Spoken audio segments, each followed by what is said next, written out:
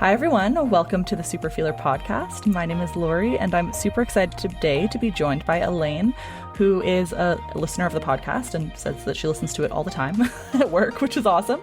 And Elaine has a really interesting story that I think has a lot of, I want to say like abandonment related themes probably, and just a lot of thoughts around, what it's like to grow up not knowing your birth family, which I think is, I think it'll be interesting to kind of like dive into.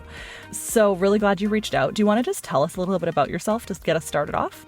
Yeah, so my name's Elaine. I'm 28 years old. I live in Virginia. I'm currently in grad school, working on my master's to become a therapist. Amazing. And I have one little brother, 2 dogs, and 2 cats. And for fun, I like to go bouldering or like rock climbing. Cool. So I just got into that. So that's really fun. Yeah. Nice. And I just recently got diagnosed with BPD about 6 months ago. Yeah. Oh, okay. So For some reason, I thought it was like 3 years, but 6 months. It's like 3. Yeah. When I had reached out, it was like 3 months, but then it's been 6 months now. So Gotcha. And what kind of prompted that diagnosis? Oh, okay. So I actually had my last suicide attempt I had back in 2021. It was after a breakup. I was there with some girls around my age, and they also had BPD, and they were like very open about it. They dealt with BPD, and they were just like talking about it. And in my head, internally, I was like, "Oh my gosh, that might be me." And then I freaked out because I was like, I know that the stigma around it, and so I was like, "Nope, that's not me." And so a few months ago, I was struggling a little bit. I was just got into a new relationship, and there were just like some like fears of abandonment happening. And my current partner was like trying to figure out like help me mentally. And she had mentioned like maybe you're bipolar, and I was like maybe. And then I don't know, I was just like at work, just all of a sudden was just like BPD just like came in, and I was like, oh my gosh. And then I started thinking like all of my past things of like what brought up to that. And so then I had gone to my therapist about it and talked to her, and then went to see a psychiatrist and got diagnosed with it. And so that's kind of what prompted me. Yeah. And were you already studying psychology at the time? Like in your undergrad? I was. Yeah. Like, unfortunately, they don't really talk about BPD that much in undergrad. I know. So I have my undergrad in psych too. I'm like, nope. Really? Yeah. Yeah. So I was like, like talked all about like depression, bipolar, but just never BPD. So. Well, I'm glad that you were able to get a diagnosis. Was that process, like, did you find that the diagnosis was helpful for you? Yes and no. Like I struggle with ADHD really bad. And then I have generalized anxiety. And so like I've had ADHD for the longest time as I can remember. And so I've always been on medicine for that. And so I already hate being diagnosed with something, because I've been at it for my whole life. And so I was like, oh my gosh, another added thing. Like, what? And then I was afraid I was going to have to take medicine. And I already just, you grow up, you take medicine for the last like 10 years, and you're just like, can I just be normal? Yeah. And so it was, but then I also then explained a lot of my like past suicide attempts and fears of abandonment, stuff like that. Yeah. Yeah. I totally get the desire to just be like, I don't want to take medication. I don't want to have another label. And like, this is so much. But yeah, I mean, at the end of the day, better, in my opinion, at least, like better living, knowing and being able to like get treatment than not, right? Like even just ADHD, if you think about like life without ADHD treatment would also really suck. Yes. So yeah. As I'm sure you know. It's so funny because I don't take any medicine anymore. So. Oh, really? You've just kind of like learned how to manage it. Yeah. Basically, I just stopped it actually, like surprisingly, like around the same time I got my BPD diagnosis. Oh, interesting. Yeah. So maybe it just helped clarified some stuff. Yeah. I always wonder, like, do I even have ADHD, or was I just have BPD? You know what I mean? They are very similar. Yeah. Like there are a lot of things that are similar about it, which is always interesting. I mean, same with like so many mental illnesses, but I feel like ADHD and BPD to me are the ones that are the most connected, like in terms of symptoms. Because even like I'll look at I don't have an ADHD diagnosis, but I'll look at like an ADHD like checklists or like the forms and whatever. Right. And I'm like, oh my God, I absolutely have so many of these symptoms, but it's like, Yeah. but I contribute them to my BPD, not to Yeah. something else, right? Yeah. So yeah. And have you done any like DBT or treatment or anything like that for BPD yet? It's been It's so not. recent. I just got a new therapist recently, just Mm. now. And so we're just kind of still in the like beginning of getting to know me kind of thing. I was with one therapist and she didn't really understand it. And so I Mm. had just recently, when she found out, when I had brought up to her, she's the one I brought up about my BPD. And then when she like found out that it came back that I had it, she just like got this weird, like she became weird after. Oh, Yeah. fuck.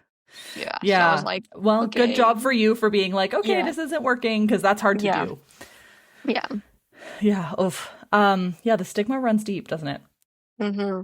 Or the fear of clinicians. Sometimes they just fear that they don't have the ability to like manage, Oh, which is unfortunate. I have a friend who is been a therapist for like at least 12 years and straight up was like, I will not work with someone with BPD.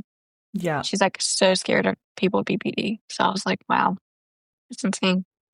truly. And so now you're going to be a therapist, right? Yes. You're in year one of your master's? Yeah. Year I one. guess it's yeah, you've done like one semester, I guess. I'm just like looking at a Yeah. clock like what year is it? Yeah. Um so do you have like I mean, I assume you were motivated to go into therapy because you like were kind of finding yourself and want to help people like Hmm. you. Yeah, basically. Yeah. I mean, especially with adoption too. Like it's number one. Yeah. People who are adopted, I think it's really hard to be adopted and then not have a therapist who really, or like anyone who really understands the feeling of being Hmm. adopted. So I wanted to have that, like, of that person that's like, okay, well, I do truly know what you're like, not exactly what you're feeling, but like I've been Yeah. there kind of. Way So more than like 99% of people, right? yeah, So yeah, let's talk about that. So you were born in the Philippines, is that right? yes, yes. And then you moved to the States when? How old were you? I was 3 when I was adopted. So I was adopted into a white family. And it was fine. I just didn't find out my adoption story until I was 18, and I found it out on Oh, my wow. own. My mom was like, "Go down to my office and get something," and I, like, came across this, like, binder that said adoption, so of course I'm like, "Oh, I'm gonna look at it," and so I look in it, and everything that she told me growing up of how I was adopted, that, like, my birth mom loved me and that she voluntarily gave me up was not true. Mm, And so that, like, I think I was it was the summer before I was going into college. And so I had when I got into college, I spiraled. I was so angry yeah, at I the bet. world. I was just like, I that's where my substance abuse of like drinking came in. And so yeah. Oh, that's awful. Yeah. To find out that way. So you knew you were adopted from like Yeah. childhood, Yeah. but you Yeah. just were kind of the circumstances were different. Yeah, and I always asked my mom, like, "Hey, why was I adopted?" Like, I just seemed like there was not the truth was not fully there. Like, Mm, I was like, "There's no way." And so then when I actually found out, I like was like, "Wow, really? Like, that fucking sucks." So yeah. yeah, So do you want to talk a little bit more? You don't have to, but yeah, talk a little bit more about like you were told your mom loved you and like whatever circumstance it was, and then like what was the truth behind it yeah. all? So the truth was, my birth mom had me when I was like 18. She had a kid before me, but the guy took him or her. I don't know if it's. I have another sibling, like half sibling. Don't know if it's a girl or boy, to another province. And then she I don't know, she in the court papers, it's like I don't know if she was trafficked or like Mm, prostituting, but she ended up going to like a women's shelter because I think her parents were um kind of abusive, and then she just left me there. And then mm, um they reached out to her, tried to get her to come back. She was like, no, like I'm not like she just never answered. And wow. then she did come back and was like, "I'm gonna come get my daughter." And, Yeah. they were like, "Well, it's been a year, you need an ID." She's like, "Okay, I'll get an ID." Never came back. And so then the court then, like, declared me abandoned and neglected, and I went into an orphanage. And so, like, a couple years Mm. later, that's when I was adopted, so So were you in the orphanage from like 0 to 3, basically? from Like 9 months to 9 months to to 3? Oh 3. my God. Do So, you yeah. remember any of it? I remember a very, very extremely small amount. Mm, I remember, like there's always singing songs. I remember our birthdays Okay. being shared with like everybody in that month. And then Mhm. I remember like I like a couple like small moments of like this kid pushing me into this like little plastic pool or whatever. Okay. But like nothing like that's like, oh, I remember exactly what I was doing. Yeah, because I was so Yeah, young. I mean, I don't Yeah, remember anything from when I was 3, so that makes yeah, sense, right? And yeah. like your whole life changed right after Yes, that. So yes, you were adopted by a white family from the States? Like they yeah, brought you to the yeah, States? Okay. yeah. And that's what they did for my brother. I have a little brother who's also adopted from the From the Philippines as Philippines. well? hmm Oh, okay. Well, we're not Cool. blood related, but yeah. Yeah. So do you find like do your parents uh do they like try and incorporate like Filipino culture or anything like that into your life? Not really, Okay. unfortunately. I mean, when I was, like, in middle school, high school-ish, in my hometown, they have this thing called the Local Colors Festival, which is, like, a bunch of, like, different people from different countries who come together in Mm, downtown and just, like, you can try different food. They have, like, parades, stuff like that, and we would always cool. go to the, tent for, like, the Philippines, and so that was, like, Mhm. the most, but it was, like, I was the one who, like, looked up all the Filipino food. I was the one who was, like, and it was kinda sad because I, like, didn't really I knew, like, one other person that at the time who went to my school that was Mhm. Filipino, but it sucked because, like, their parents were Filipino, and it just made me feel, like, kind of like that, like, again, Mm. like, that sense of, like, identity, like, "Who am I?" kind of thing. Yeah, Yeah. totally. Yeah. So and the Filipino culture, like one of my best friends is Filipino, and like they're so tight knit. I don't Yes. like at least around Yes. here they're so Yes. tight knit, and Yes. so it must be like yeah really alienating to be like I know that I'm Filipino, but I don't have that community around me. Yes. And then yeah, like you said, the not only well you didn't say abandonment, but I want to talk about abandonment, but even Mhm. just the sense of self peace where Yeah. you're like who am I? What there's a piece of me Yes. that's missing clearly. Yeah, I was actually telling, like, my girlfriend, I was like, I grew up this is so weird because it's like, I grew up in a white family, so, like, when I'm around white people, like, sometimes, like, I don't know, like, it's sometimes I personally forget that I'm, like, Asian at times. Like, it's Mm, weird because I just grew up with a bunch of white people and, like, yeah. where my school was, there's, like, a bunch of, like, white people, and so but then my work that I'm working at now while I'm in grad school is there's a bunch of, like, minorities and, like, there's actually, like, 5 other Filipinos that work there. They had actually invited me, like, they sit at a table for lunch and they eat together, and I had gone once, but I just felt this, like, feeling of, like, not connected because I didn't really know like, I didn't, like I can, like, understand some parts of the language, Yeah. but as I've gotten older, it's just gone. So, like, they would be speaking, like, Tagalog, which is, like, the Filipino language, Mhm. and I would, like, no idea what they're talking about, and then they would ask me things, and I'd be like, "Well, I'm adopted," and, like so I just, like, felt like I'm Filipino on the outside, but on the inside, it's, like, not there. Does that make sense? And so that gives me that Totally. feeling of, like, "Who am I?" Like, already, So, Yeah. And how did you learn how to speak Tagalog to begin with? um, I just, like, knew someone who spoke it, but then I also, like, Mm. downloaded Rosetta Stone to keep up with it. Nice. That's Yeah. awesome. Yeah. So you're Yeah. clearly like there's obviously been this part of you from like being really young Yes. trying to kind of connect with that cultural And I piece that you're always like, missing. I listen to Filipino, like, music all the time, like, and always in, Awesome. like, the language, so it helped me be able to Mhm.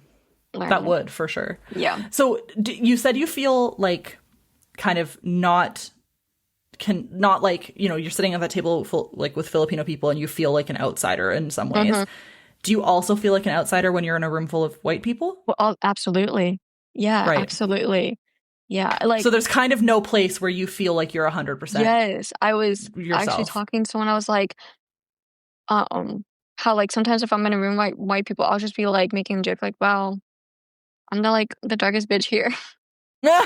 Like, and it's, like, weird to me, 'cause I, Hmm. like it's, like, do they think of me differently, Yeah. Right.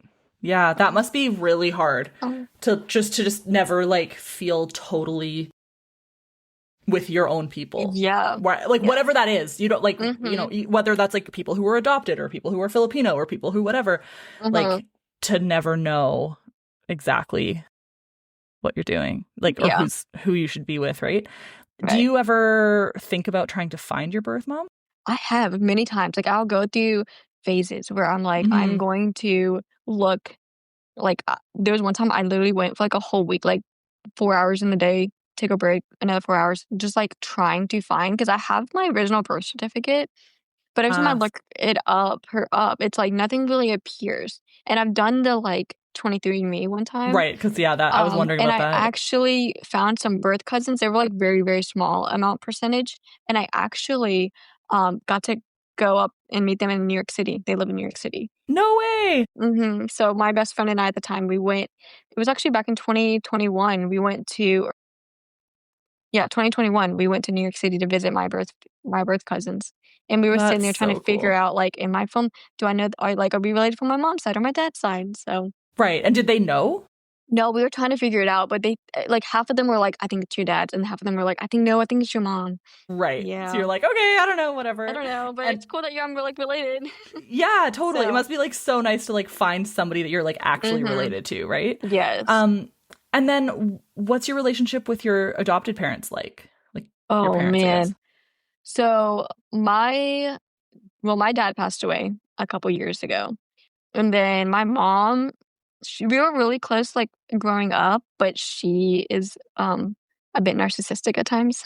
Like, just she's and so we have a eh in it kind of relationship. It's like Yeah. I don't hate her, but I'm not like going on my way to hang out with her. Yeah, Right, yeah. And does she know about your BPD diagnosis?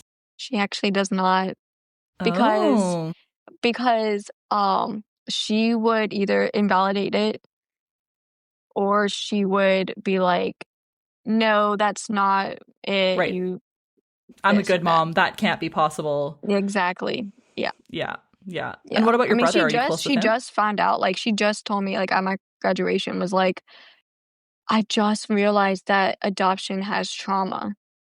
And I was Oh like, my god. yeah. So, like, just imagining her telling her that I have BPD would be like the fact that, like, like, I used to go to therapy. Like, she was that parent that like, forced me to therapy when I was like, in high school. And my Yeah, therapist tried to tell her, like, she's adopted. She has trauma. And my mom's like, sitting next to me was like, how? I adopted her at 3. Like, she was too young to remember those things. Like, yeah. how does she have No. trauma? So, can't Oh imagine my god. her knowing. So what about the other traumas that you have from adoption? Like, we've kind of talked about a couple, but what really sticks with you there? Hmm. Definitely the biggest one is fear of abandonment.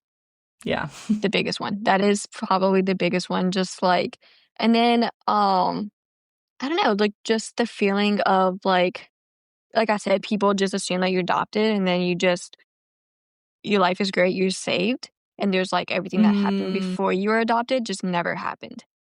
And so I right. think, So kind of like the whole thing is invalidating. yes, it's like, oh, why are you upset you're adopted? Like, do you have trauma? Like, why are Mm, you not just happy that you were adopted? And it's like, I didn't have a family or anything for like 3 years, and like my birth mom just like did not want me. But I thought, how is that not trauma?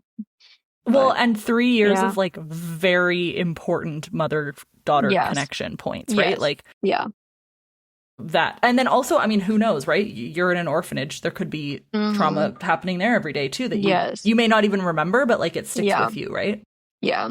And then also just like the feeling of like just like I don't know, like people not really understanding. You know what I mean? Like they Mhm. just ask those like stereotypical like questions of just like, so did you live like I've had people ask me like, so did you live like in a hut or something? And it's just like comes from ignorance and that's why it's just like Right. important to just like inform and educate people, you know? Yeah, I remember you in your email, you were like, oh yeah, people ask like stupid stereotypical questions. And I was like, oh God, I'm going to ask stupid stereotypical questions.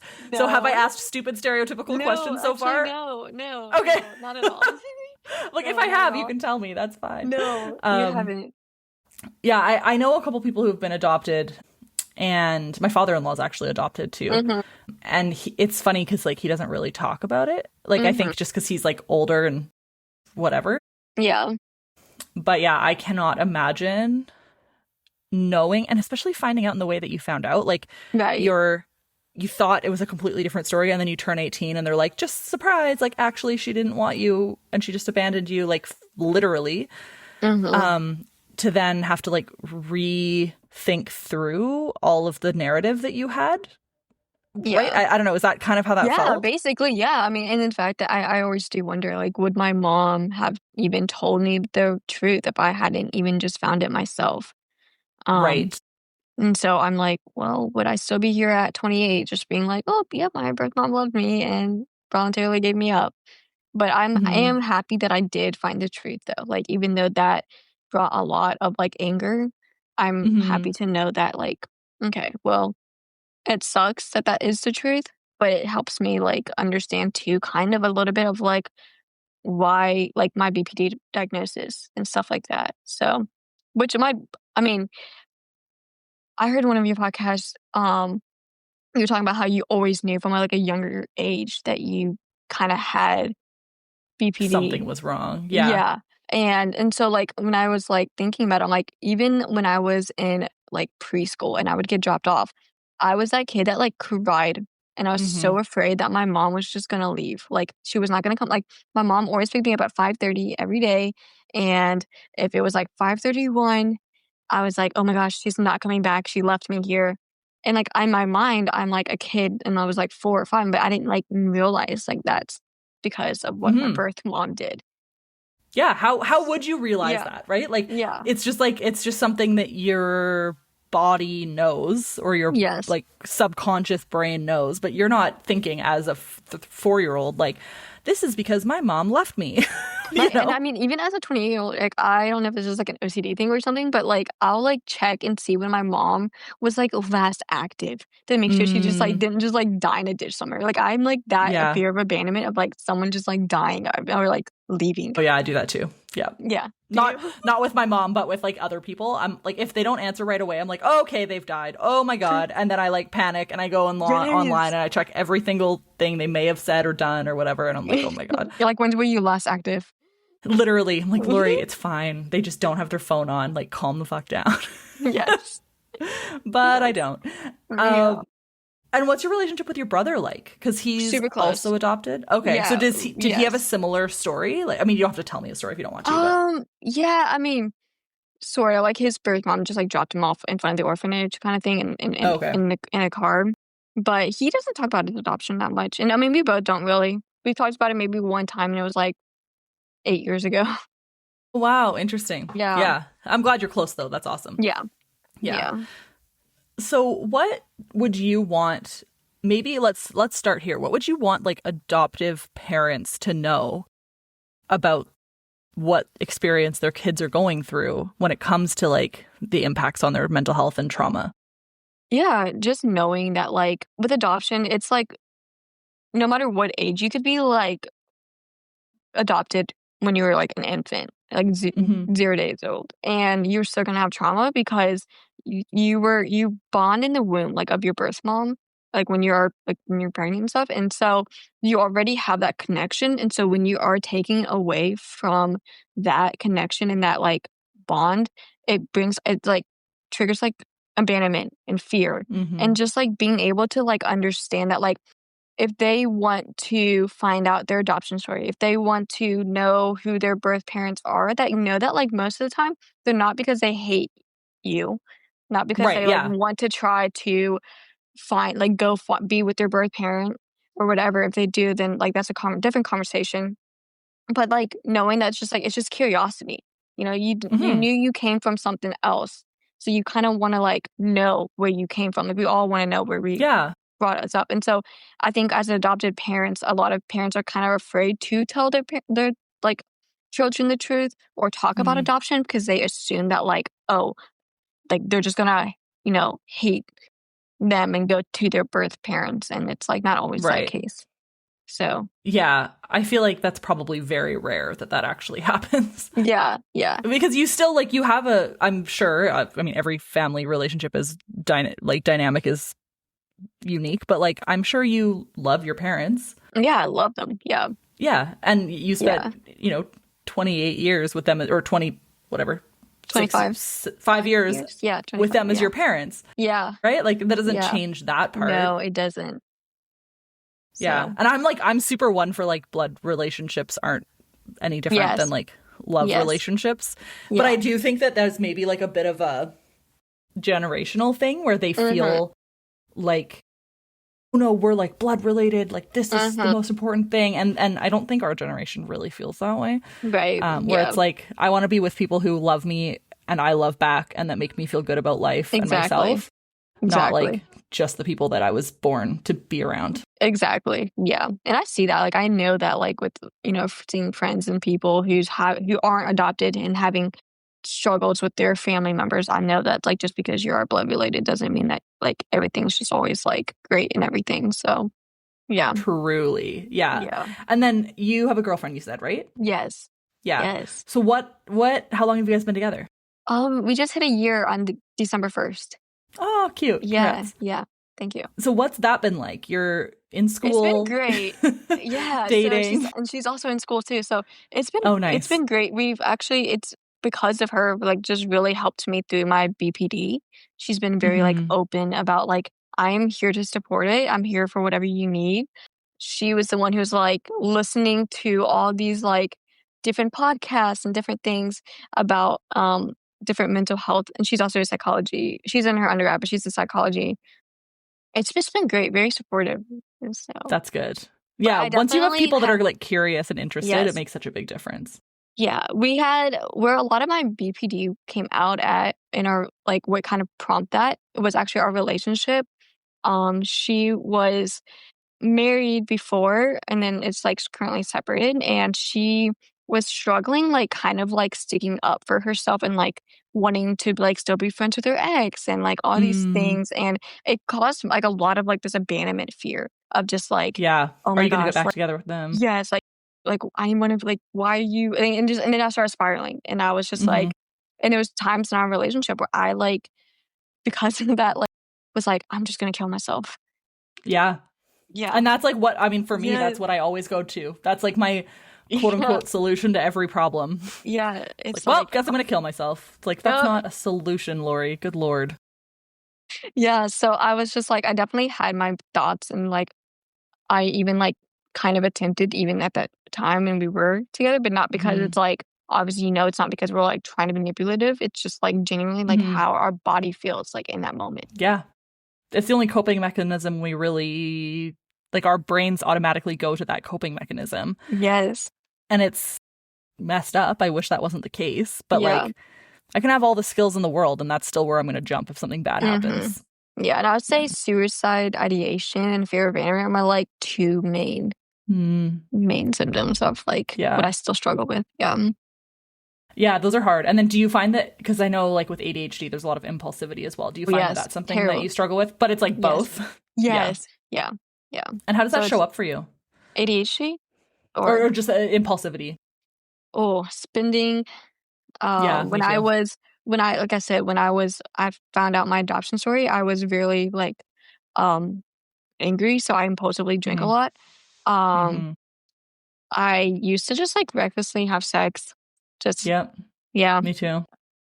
You know, when I was with guys, like no protection, nothing. So it's just like, so that's probably the most. And then I also like dealt with like a little bit of drug abuse, and you know, so yeah.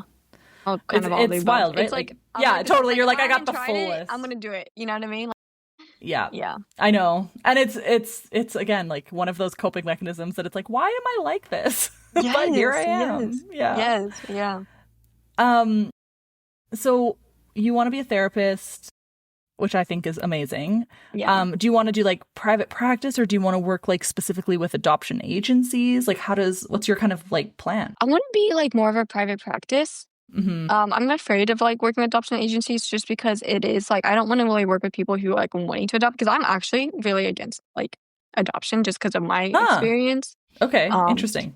Just because of like, it's a very interesting thing, because it's like, although I believe in adoption's great if you're doing it for the right reasons, not just because you feel like you're saving a kid. Yes, there is some white saviorism that happens a lot in adoptions. And do you think that that's kind of part of your story, is like a white saviorism thing? Oh, yeah. I mean, my mom definitely, even she holds out of her head, like, well, I gave you this life. You could have been in the Philippines. And I think that's also a big thing that, back to your question of like, what can you have adopted parents? No, it's like, just because like say you were adopted internationally or not internationally, you can't, unless like, especially if you're like an infant or a kid, and like you don't know like what that person's life could have been like. Like my life could have been better in the Philippines. It could not. Yeah, But to totally. just assume that it's just going to be worse, it's like, okay, yeah, well, that's like racist. Is what that is.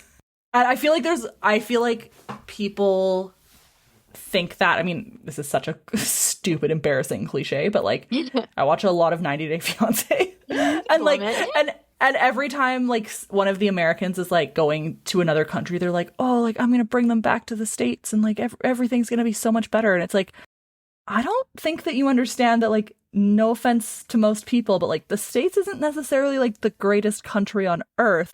There's pros and cons to so many places, and being stripped away from your own culture and family isn't necessarily like in your best interest. Yeah. Like, truthfully, I'm like trying to like move out the States. Yeah, 100%. I would be too. Jesus. Like, it's insane here now, so. Yeah. I'm in Canada, but I would not blame you for that at all. And like, my friend's moving back to Europe, so I'm like, girl, take me with you. Like, take me. Yeah, literally, please. Oh my gosh. No, I think there's a lot of that, right? Like, it's people just assume that like, oh no, the poor Filipino kid needs to be saved. And you're like, yes.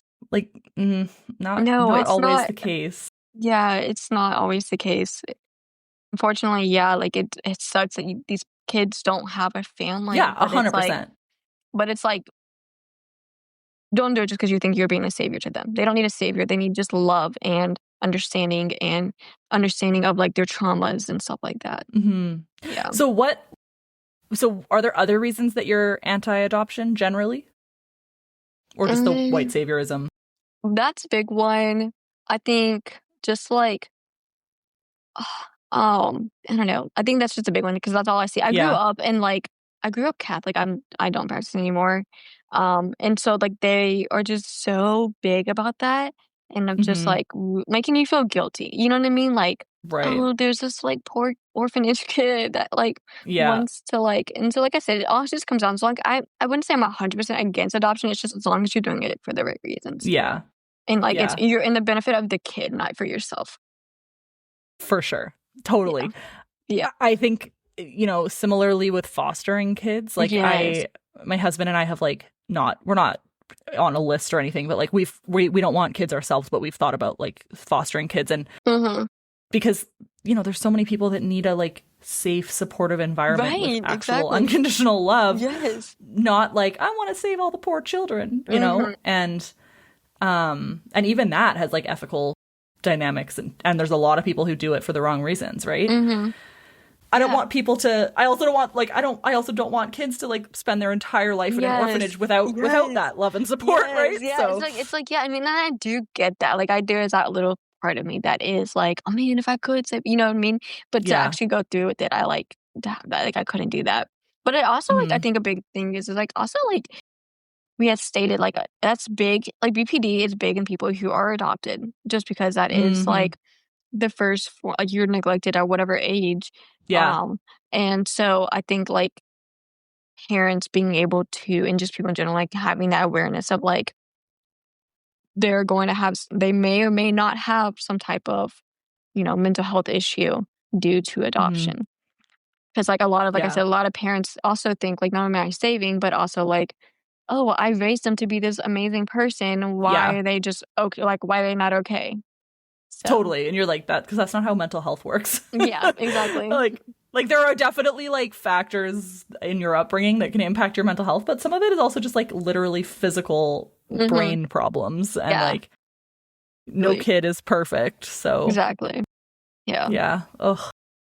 Is there anything else you wanted to talk about? No, not really. That was basically it. I mean, I think definitely having this BPD diagnosis has really helped. As I stated, I listened to your podcast, so like having like when you did the like symptoms thing of each, yes, that was really helpful because it made me feel like not alone. I think when you have BPD, like you kind of feel alone. Like, am I crazy? Or, like, do I? So totally. I definitely think that having like this community and stuff and hearing people helps a lot. Yeah, you should come to the Super Feelers Club. You'd probably love it. Okay, yeah. Yeah, it's peer support. It's like a little group Love that it. meets, and it's a lot of people that you've heard on the podcast. Okay, cool. They're great people, and it's like super chill, and yeah, I think you'd Yeah. love it. Yeah, well, I so appreciate you reaching out. When you reached out, I was beyond thrilled because I think this is the kind of story that needs to be told. And I mean, there's a lot of people that I know that have been adopted and have BPD, but like it's kind of not like the forefront of our conversations usually, right? Like it's usually kind of like, and I was adopted, and then kind of that's it. Yeah. But I do think that there's a huge component of this like need to understand the trauma of being removed from a family member for whatever reason that early on. Of course, that contributes to your future mental health. Right. How couldn't it? Yeah. And I stated, it doesn't mean that you love your adopted parents any less. It's just, of course, we're human. We want to know where we come from. So, for sure. Yeah, absolutely. Well, I love to wrap up with my final question, which is what your favorite thing about having borderline personality disorder is. And I think my strong empathy towards people, I would say. Like, I definitely, as you know, like you feel feelings. Like, obviously, you feel lows really intense, but you also feel a lot of like highs and like empathy towards people. And so that's probably my biggest thing that I'm really grateful about my BPD about. And that's what's going to make you the best counselor ever. So I'm so happy that you're going into that. Thank you. And once you graduate and you're like up and running, you'll have to let me know because I get a lot of people reaching out and asking for counselors that like really understand BPD. So yeah, I have like a mental list of people that I send people to, but I do need an actual list. So I should start getting on that. But please do let me know when you're like all done. Is it 2-year program? Yeah, it's a 2-year and then like a 2-year residency program. Right. So yeah, I'll definitely let you know for sure. Yes, absolutely. Yes. Perfect. Well, thank you so much for coming on and for sharing. It's been so great getting to know you better. Yes, thank you. Thank you so much for listening to the Superfeeler podcast. This episode was recorded on the traditional and unceded territory of the Matsqui and Sumas First Nations. If you'd like to learn more about the Superfeeler podcast, share your story, or participate in the Superfeelers Club, which is our peer support group, it's totally free, virtual, and open to anyone who experiences intense emotions or has borderline personality disorder, please check out the link in our show notes or go to laurieedmondson.com. If you would like to support the show, we would very much appreciate it. There's an option to do monthly small donations at whatever denomination you'd like, and you get bonus content, extra resources, and extra connection to me. That can be found on patreon.com/superfeeler, or again in the notes below. Thanks again, and have a great day.